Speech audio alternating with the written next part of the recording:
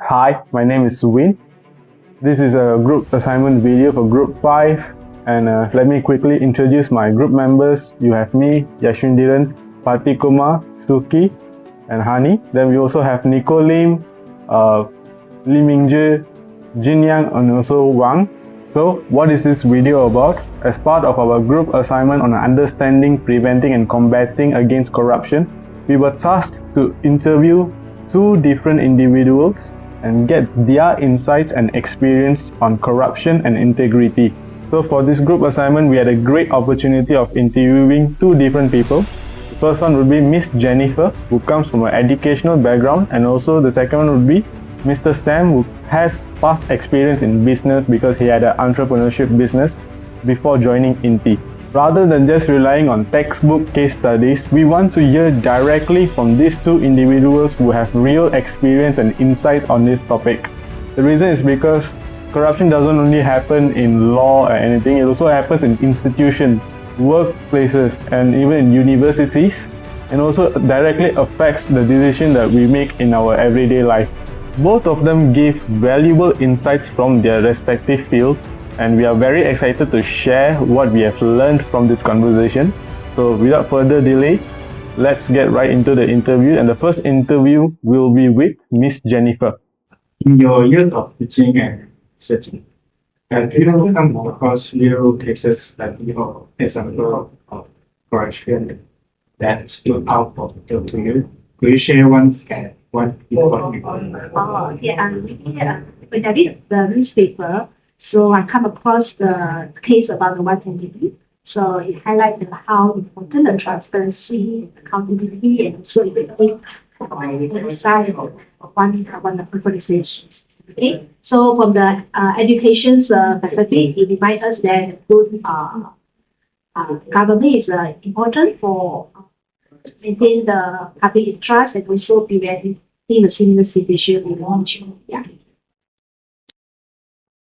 Have you seen or heard about the aggravation or terrorism or abuse of power in school?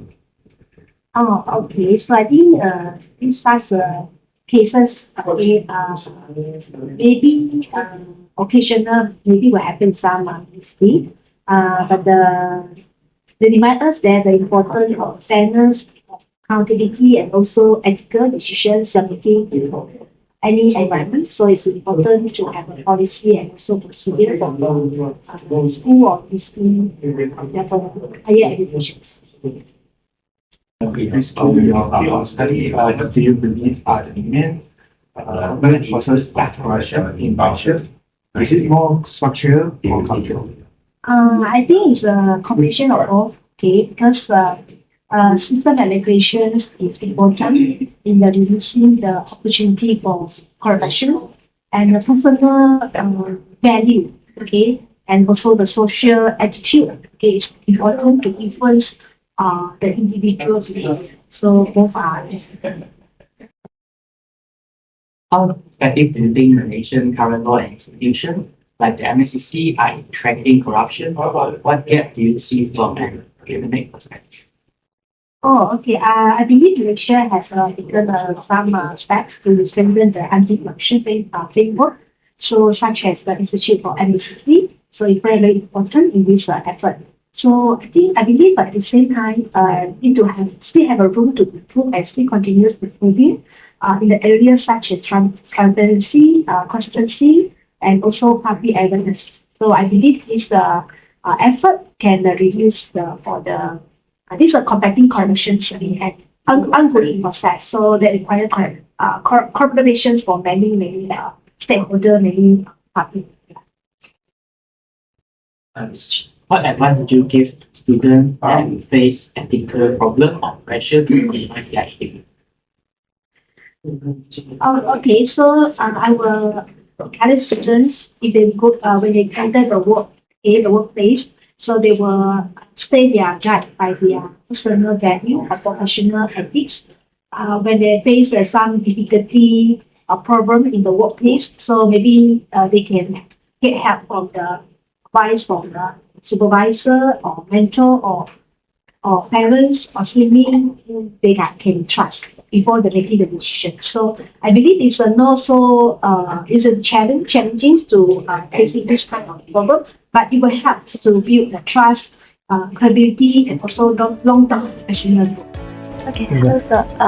In your year of teaching, have you faced some real case study or example of corruption that stuck out to you? And can you share one example and what it taught you? Okay, so just to introduce myself to you, I'm Professor Sam from the Faculty of Business and Communication. Before joining education industry, I was from corporates, and I was an entrepreneur. I have my own business in Malaysia, in Vietnam, as well as Indonesia. Okay, so this is great questions from you. All right, so one case involved procurement fraud. Okay, where an employee is repeatedly selected the same supplier. So later, the investigator found the manipulated quotation and personal relationship with the vendors. Right. So I have met quite a number of these kind of cases. So the fraud will continue because the employees control several stages of the process. So for all these kind of cases, and then all these lessons, and taught me that corruption often grows through weak procedure, okay, rather than obviously the obvious bribery. All right. So organizations should introduce segregation of duties, independence checks, regular audits, and staff rotation. Trust is important, however, it must always be supported by accountability and effective internal controls. So this cannot be avoided. However, we can try our very best to reduce, okay, the corruption cases like this. Have you personally observed or heard of integrity issues within academic or institutional settings such as plagiarism or misuse of authority that mirror that same roles cause as corruption in government or business? Of course, in everywhere in the world, you will face the problems of this kind of issue. All right. So integrity issue also occurred in academic institution, corporates. You know, for example, the favorism in scholarship, research funding, promotion of projects opportunities. All these problems arise when the decision they are influenced by personal relationship. Okay, so instead of transparent criteria. So plagiarism is another integrity issue because it gives unfair recognitions. The root cause are similar to corruption. Okay, the conflict of interest, weak oversights, and also excessive discretion. Institutions should use clear policy, all right, independent reviews panels, transparent selection criteria, and safe reporting systems to promote fairness and accountability. For example, the AI plagiarism, right? So the institutions should come up with systems and come up with rules and regulations, okay, and policy, you know, to ensure that no ambiguous issue or ambiguous arguments, okay, occurs. Right. Okay. Hello sir, I am Parthi Kumar. I am a Bachelor of Computer Science student currently majoring in Network Security. So my question is, based on your field of studies, what do you think is the main root cause of the corruption in Malaysia? Is it structural or cultural? I believe that the corruption in Malaysia is caused by both structural and cultural factors, okay? But structural weaknesses are more significant. For example, corruption becomes easier when enforcement is inconsistent, right? Internal controls are weak, decision making lacks transparency, cultural practice such as giving, okay, or helping personal connections, right, may also create unclear ethical boundaries. However, culture should not excuse corruption. Okay, so effective prevention requires transparent procedure, independent oversight, whistleblowers, protection, ethical education, as well as consistent punishments or misconduct. Strong systems can gradually change social attitude and behavior. Okay. Thank you, sir. Hello, my name is Hani Jamal Ali. I'm also a computer science student. I just finished my first year. My question is, how effective do you think Malaysia's current laws and institutions, such as the MACC, are at tackling corruption? And what gaps do you see from an academic or research perspective? Okay, Hani. Malaysia has important corruption laws and institutions, including the Malaysian Anti-Corruption Commission Acts and Section 17A on corporate liability, right? However, laws are only effective when implemented consistently. So a major gap is that some organizations, especially smaller businesses, small and medium-sized enterprises, okay, they are lacking of the knowledge and resources to establish a proper compliance systems. So employees may also fear retaliation when reporting misconduct. So the improvements should focus on stronger enforcement, and as well as the institutional independence, practical trainings, whistleblowers protection, as well as the transparent reporting of outcomes, rather than simply creating the additional laws or policy. Yes, thank you. And my second question is, what advice would you give to students who may face ethical dilemmas or pressure in the future when they enter the workforce? So my advice to the students is to remember that ethical problems often begins with small requests, such as backdating documents and approve some unclear claims, requested by your direct performance manager. Okay, so students should understand workplace policy.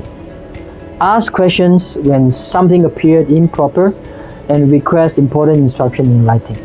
Okay, put everything in black and white. All right, so this create the records that may discourage misconduct. All right, and they also should seek for guidance from a supervisor, compliance officer, or their trusted colleagues and friends. And most importantly, they should protect their professional reputation. Okay, short-term benefit from dishonesty action can cause serious long-term consequences for students' career and credibility. Please remember. Thank you. And that is it for our interview. To wrap up our project, analyzing these issues through the lens of not just one but two distinct perspectives has been incredibly eye-opening. By asking our INTI lecturers the same exact set of questions, we were able to see where their academic and professional experiences align and also where they diverged. Whether we were discussing real-world case studies or the way this academic dishonesty mirrors the larger scale corporate corruption, their insights grounded our research in reality. It became clear that the root causes of corruption in Malaysia aren't one-dimensional. As we explored in our interviews, it is a complex web of structural loopholes and also the deeply ingrained cultural norms. Hearing two different experts unpack whether institutions like the MACC are truly effective highlighted the critical gaps that still exist between laws on paper and on the actual enforcement. These discussions directly reinforce the core of our case study analysis. When integrity fails, it doesn't happen in a vacuum. It actively shatters public trust, ruins the organizational reputation, and also severely destabilizes overall governance. But analyzing the problem is only the first step. The ultimate goal of our report is prevention. Drawing from our lecturers' insights, our group's recommendation focus on dual accountability. Firstly, we must address the structural side by implementing stricter, more transparent enforcement mechanisms that eliminate the loopholes. Secondly, we have to address the cultural side. Organizations must foster environments where speaking up is protected and ethical behavior is rewarded. We have to shift the workplace culture before corruption has a chance to take root. Perhaps the most impactful takeaway came from our final question, which is we asked for advice on facing the ethical dilemmas in our future careers. The answers serve as a powerful reminder for all of us entering the workforce. We have to decide where our ethical lines are drawn before we are ever put under any pressure. Integrity is easy to compromise, but it is also incredibly difficult to rebuild. We hope this comparative analysis has shed light on the pervasive nature of these issues and also the proactive steps that are required to combat them. Thank you to our two incredible lecturers for sharing their time and also their expertise on the subject. And thank you all for watching.